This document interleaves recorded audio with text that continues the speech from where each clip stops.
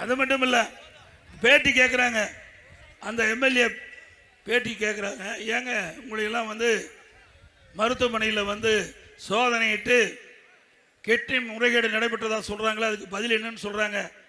இல்லைங்க, அதெல்லாம் இல்லைங்க, நாங்களாம் மருத்துவமனையில் ஆப்ரேஷன் பண்ணது உண்மைதான், ஏன்னா கொஞ்சம் கொஞ்சம் தான் நிதி வாங்கினோம், அதில் ஒன்றும் பெருசு இல்லை, இதில் பரவலாக பேசுகிறாங்களே என்ன. அவர் சொல்கிறாரு, நான் வச்சிருக்கிற காரு ரோல்ஸ்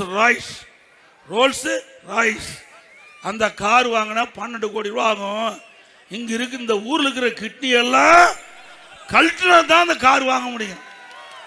அந்த ஊர்ல இருக்கிற கிட்னிலாம் தயவு செய்து மணச்சநல்லூர்ல போட்டிடுறாருங்க, எல்லா கிட்னியும் கழட்டி விடுவாங்க. உஷாரா இருக்க, அவரு கலட்ட ஆரம்பிச்சுட்டாரு.